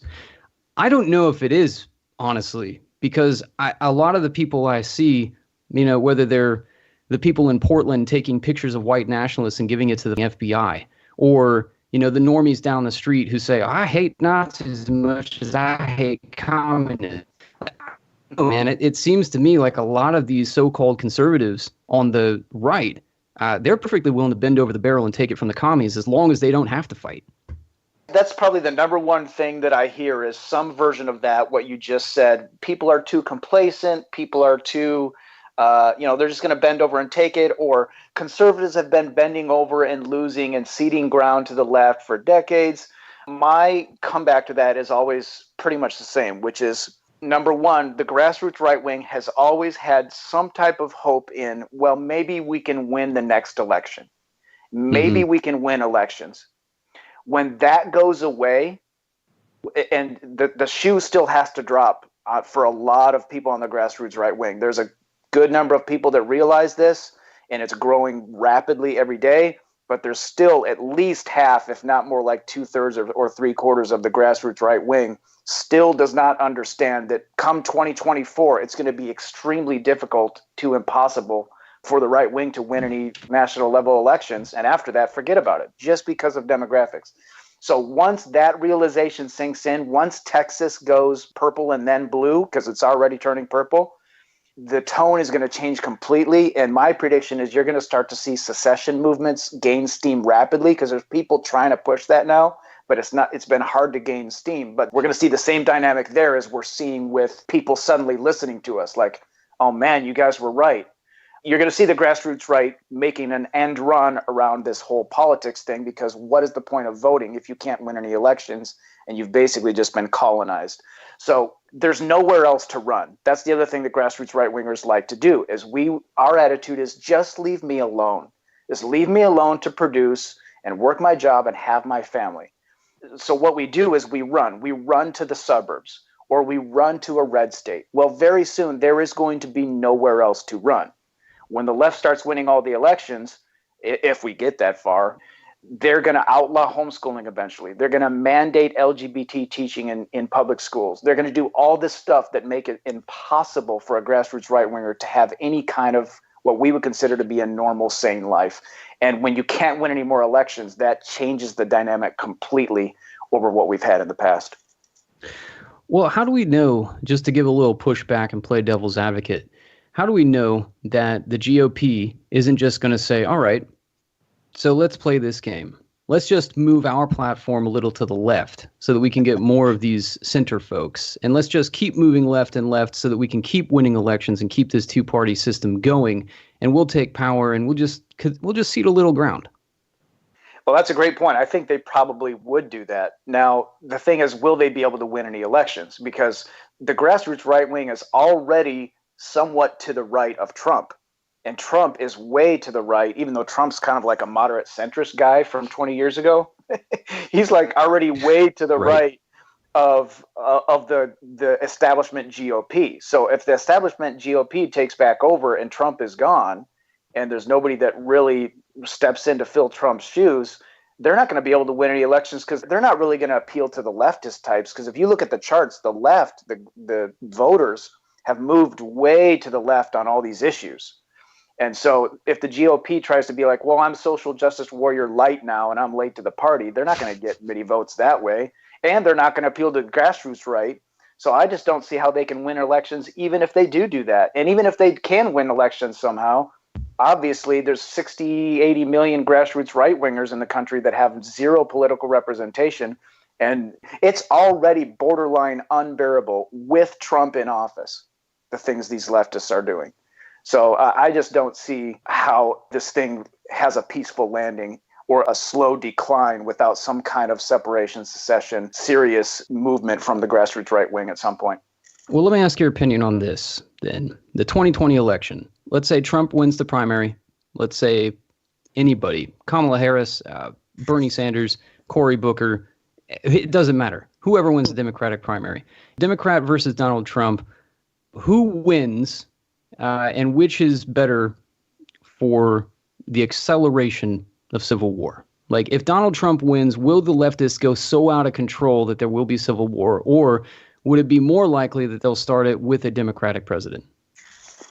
I think that if a Democrat wins, it accelerates the grassroots rights learning process in escaping from the folly of civic nationalism. So that would be a good thing in the sense that, my mindset, high level, is like, let's get this over with so my kids don't have to go through it. Amen. Like, you know what I mean? That's where I'm at too. I don't want my kid going through this when he should be in the prime of his life at the age of 21. You know what I mean?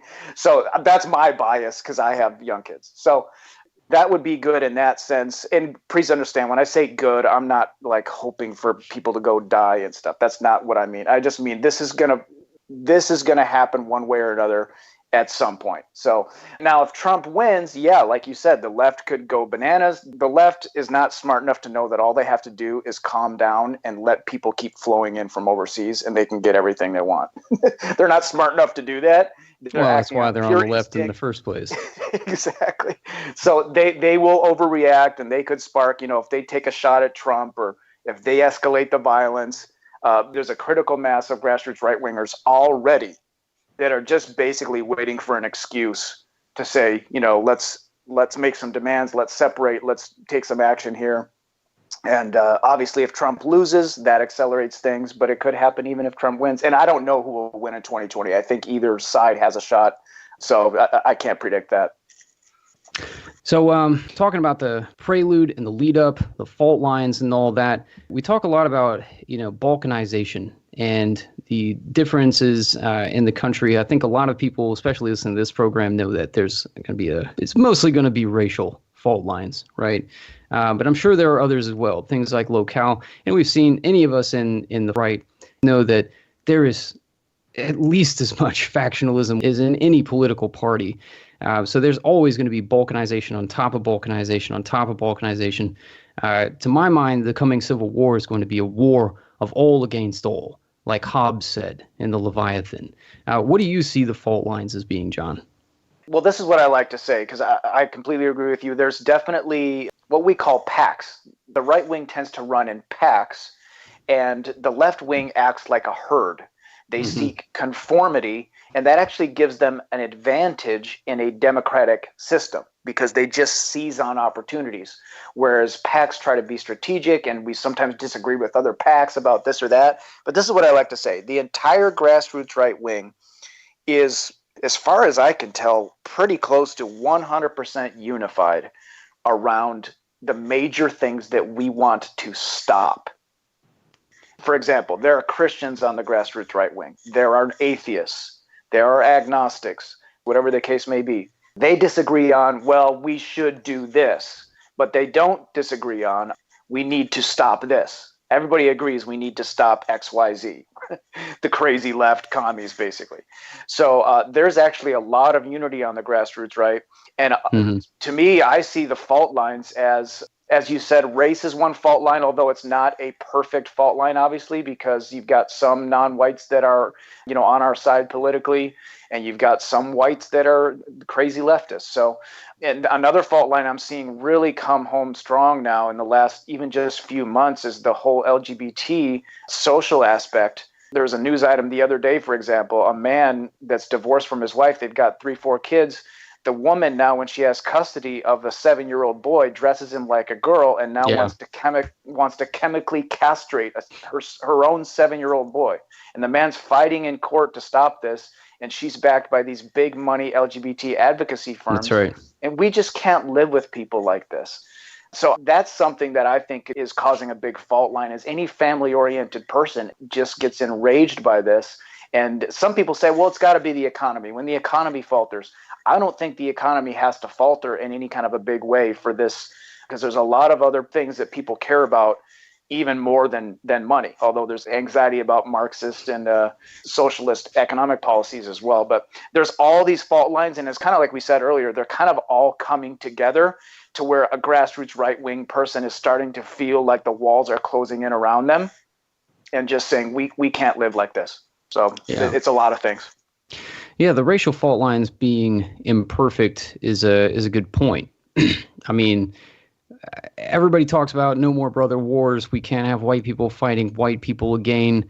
But obviously, the Antifa are all white people. Like, obviously, a lot of our enemies in Congress, in all bodies of government, they're white people. There's no escape from that fact. Yes, there are Jewish people. Yes, there are minorities that are anti-white. But a large part of the problem, the elephant in the room here, is a lot of these people are white.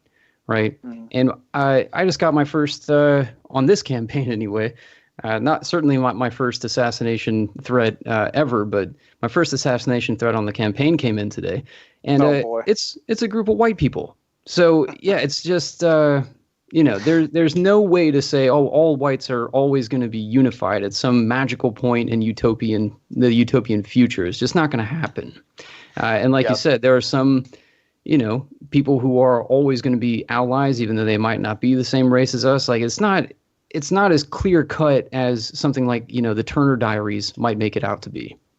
You're right. And the other thing is the leftist whites tend to fit certain profiles. A lot of it is single women. Married white women with children voted majority Trump. Single women voted big majority for the left. So it's like Nietzsche said, woman is a riddle and the solution is pregnancy. That's your answer right there. As soon as they have skin in the game and they say, oh, it's my kid is white, and everybody's demonizing white people. And so it's the more feminine makeup men as well, the less masculine men. I mean, there's scientific studies that show conservative men have larger chests on average than liberal men. And so it's a certain makeup of these people that are leaning to the left. And it is a minority of white people, but you're exactly right. They are taking part in this.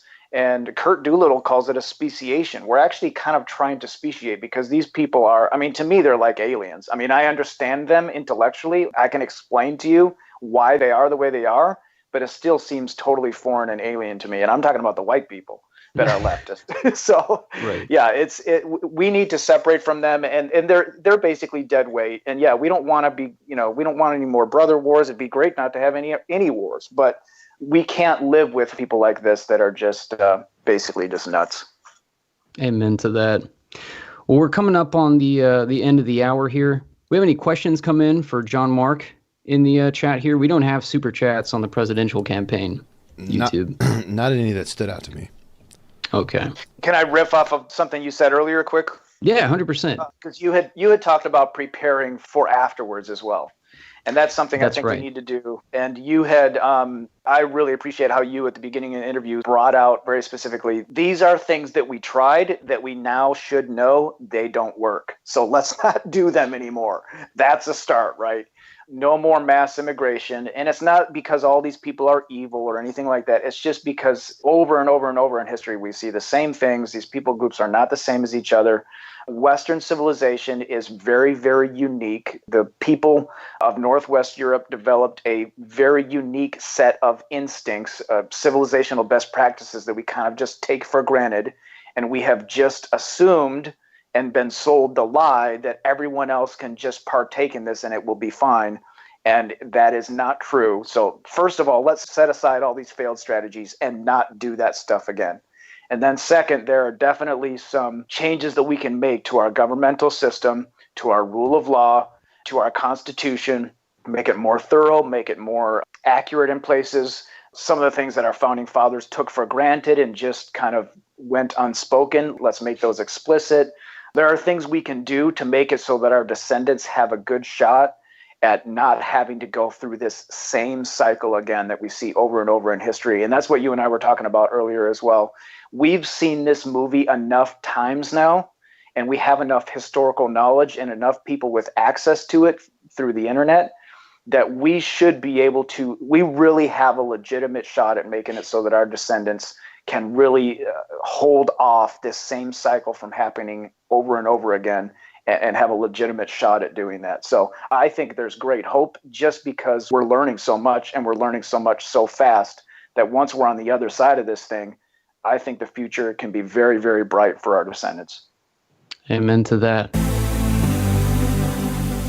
The other big advantage to take note of is our isolation geographically. You know, we're in the southern hemisphere, surrounded by massive oceans.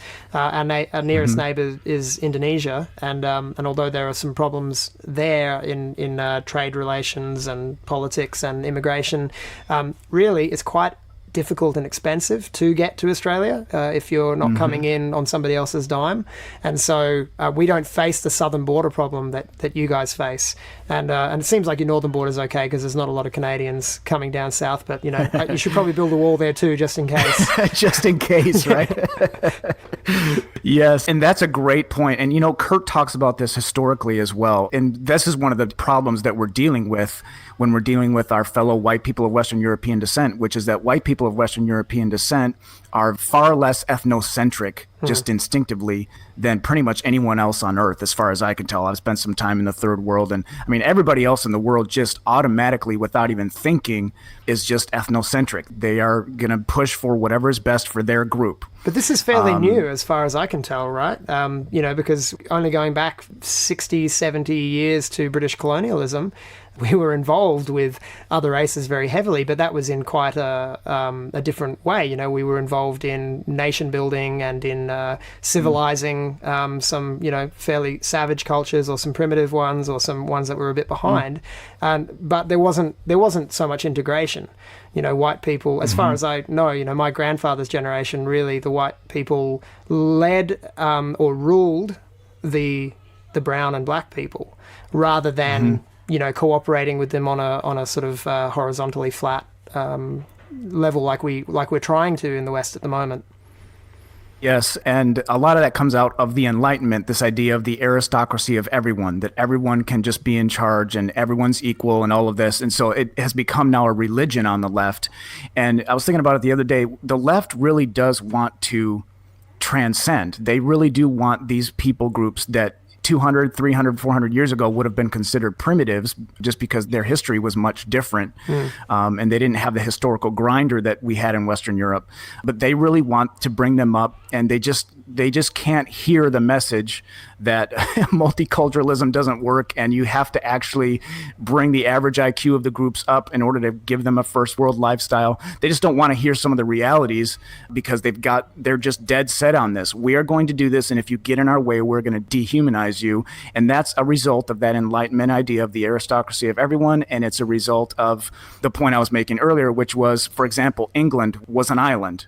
Western Europe was cut off a lot from some of the problems that Eastern Europe had. Like if you go to many places in Eastern Europe, they fought the Turks a lot, and so they're not in this whole thing of everybody's equal. They don't buy that, because they had so much conflict with other groups. Yeah. Whereas Western Europe was relatively isolated from that, similar to Australia. You've got some barriers, you've got some natural barriers.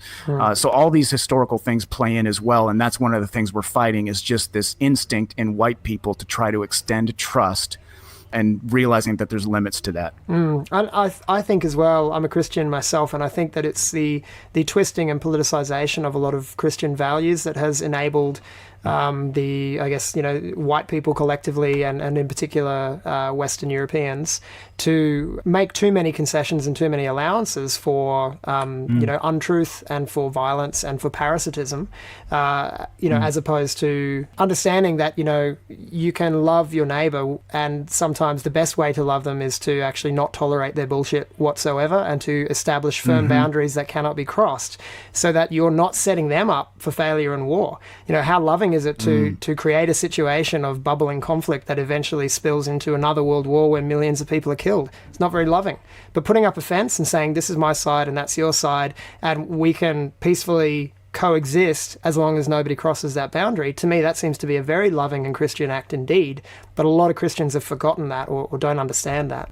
Very good point. And it's interesting to hear you talk about as a Christian, because that's one of the things that we're going to face in America as well. And you can already see this argument going back and forth online. People get into big spats over it.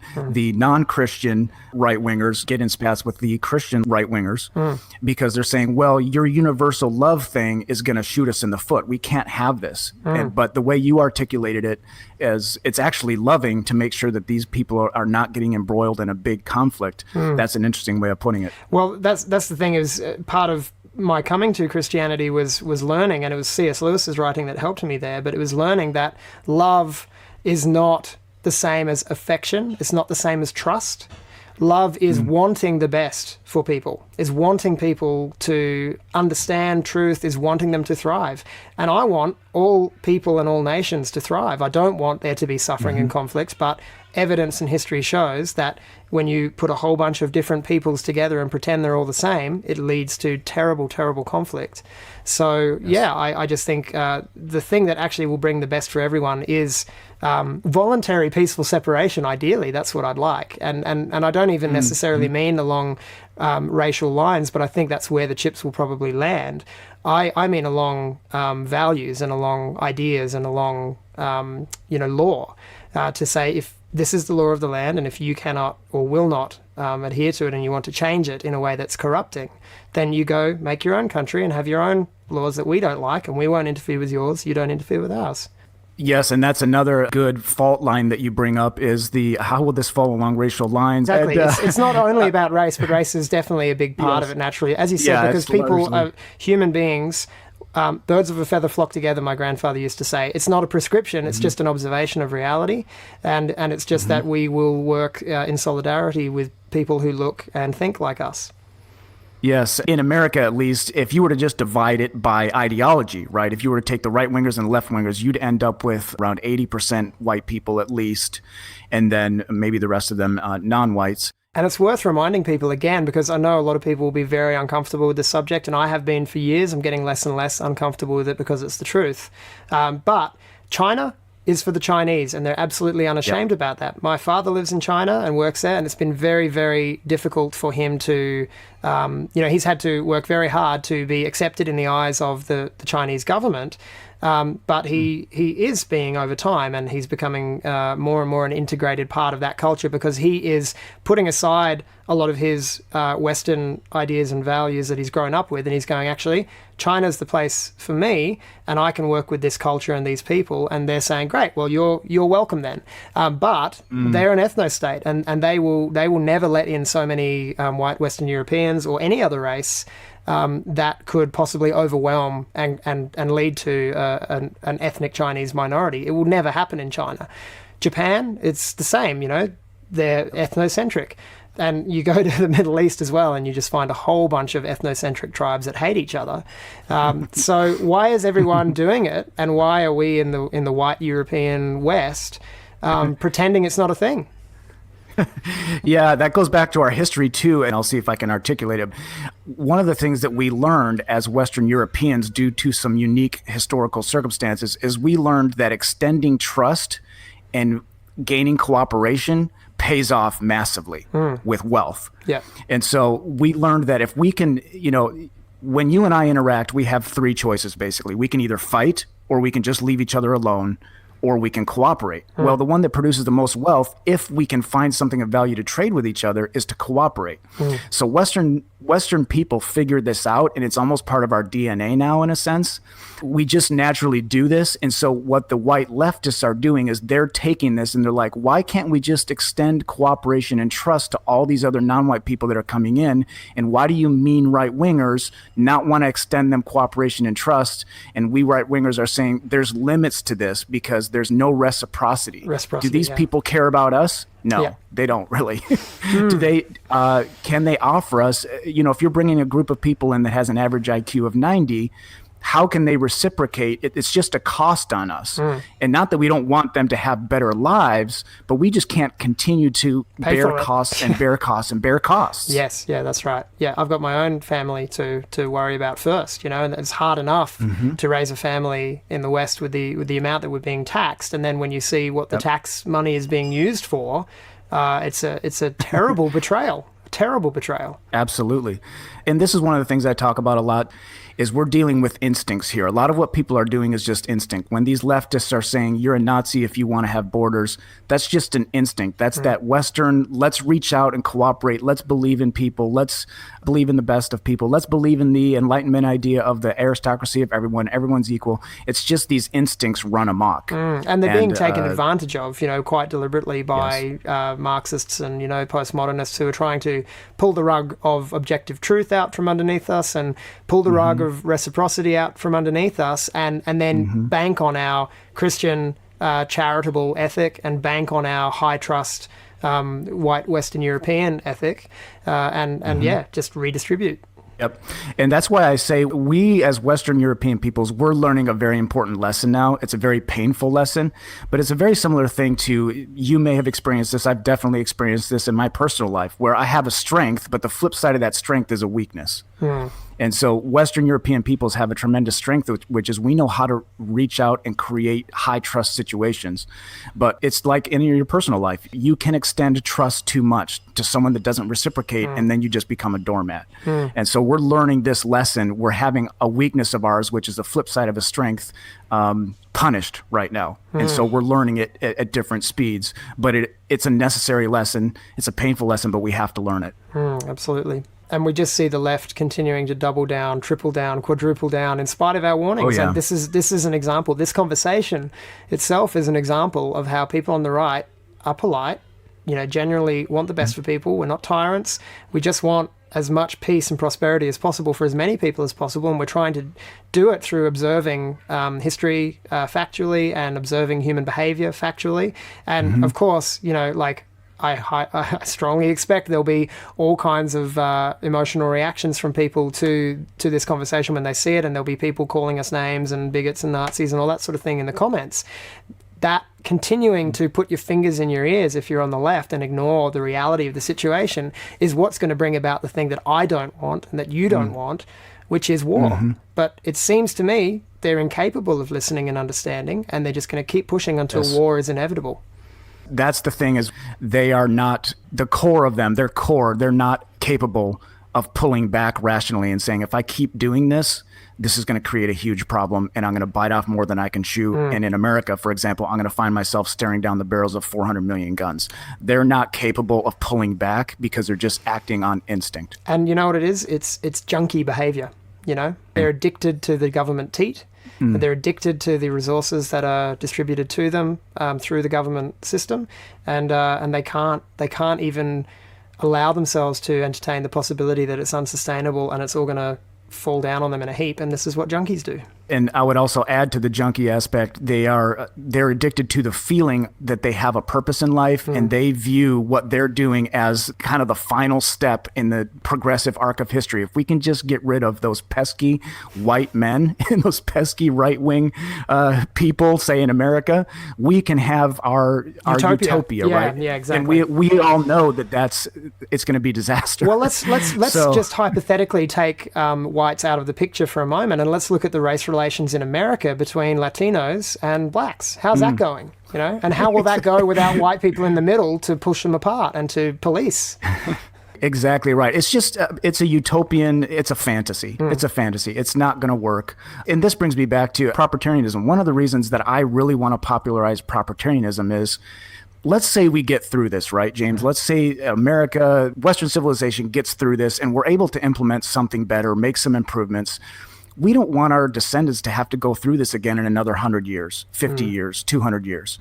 We have to implement something that's better that can avoid this. And so that's why when I talk about even the nuts and bolts of propertarianism, having a full definition of property, you're cutting out so much of the conflict because you're giving people legal recourse within the legal system, et cetera. And so you implement that, you are drastically reducing the chances that our descendants are going to have to go through this whole mess again. Yeah. Yep. Well, it's a very attractive idea to me. And I'll admit, again, I love these caveats because they feel right, and I try to give them. But I don't understand all the propertarianism yet. I'm still investigating it. There's a lot to read, and Kurt's about to launch some courses in the new year that will dig deeper. I'm looking forward to those and understanding it. But I've been on quite a red pill journey over the last few years, coming from being soundbite regurgitating leftist by default. I'm a musician professionally, so I've grown up in the arts world, and I've been voting Greens since I was quite young. But then when I actually began to look at things from first principles and use the logical capacity I have to analyze things, it led me quickly to Ayn Rand, which led me quickly to calling myself a libertarian, which led me quickly to realizing there are limits and big holes in the libertarian philosophy as we know it that need to be addressed. And so it's been a long journey for me to even be able to touch these topics with any level of comfort, because firstly, I was conflating a lot of ideas and blowing things out of proportion. And secondly, other people do that all the time, and they will here just the same. But to be able to look at things with nuance and perspective, and also to understand that you can observe history and make fairly accurate predictions about the future that may not be what you want, but wishful thinking won't stop them from happening. And so we've got to be realistic. And proprietarianism seems to do all of that. Yes, it really ties the pieces well together for me in my mind. And that's one thing I've appreciated about Kurt as well, is he tries to be, as he tries to be accurate to the greatest extent possible. I can see there are group patterns. There are group patterns in the data, et cetera. But I always just try to say, listen, there are a lot of exceptions. Anytime you're talking about a group pattern, there are many, many exceptions. We're not throwing the whole group under this one label, that type of thing. And that goes back to the alt-right has abandoned that a little bit, and they're taking on the left's tactics because they feel they have no other choice in many cases, because they're not having any legal recourse. So like you said, proprietarianism really fixes a lot of this dynamic. So I would urge everyone who's watching to check out Kurt Doolittle, check out his writing, check out the Proprietarian Institute online. They've got a great website with a lot of reading material. I'm still grappling with it. You're obviously still grappling with it, John. But I find that the more I spend with it, the more simple, rational truth I'm exposed to, and it takes a lot of the fear out of my heart, and it also doesn't evoke any hatred in me at all. In fact, I'm finding, and I've been talking to Kurt about this lately, and hopefully I've been of assistance to him with some of the ideas I put forward, but I'm finding that it integrates beautifully with Christianity and Christian values, and I think that could be a crucial alliance in the future, is the proprietarian law for nations with Christian values beneath it, and there's no conflict there. There's a huge overlap, and one of the things Kurt talks about is how does he say it? He says extricating hatred from the human heart. And that's one of the things that he loves about Christianity and that he agrees with about Christianity. But yeah, that's one of the things that Kurt's work has helped me with, is just now I feel like I understand the left much better. I understand all these different groups of people much better because I understand what's going on. And it's hard to hate somebody that you understand. You understand why they're doing it. So even when I fight against them tooth and nail with every fiber of my being, it's not really out of hatred, it's out of necessity. And I have the energy to do it because I'm fighting for everything I value, and I know I'm going to lose it, and my descendants are going to lose it if we don't win. Yes. But we are going to win. But it's not out of hatred. It's out of necessity to make sure that Western civilization survives. Absolutely. Well, John, thanks so much for your time today. It's been a really good refresher for me, and I think probably a very good primer for a lot of people in what proprietarianism is about and the problems in the world that it is a necessary response to. There's a demand for this kind of solution, and it seems to be meeting it as far as I can tell, but I'm going to continue the investigation with full skepticism. And I mean, if there's one takeaway for people, it's like, examine in yourself when you speak to others and when you make claims.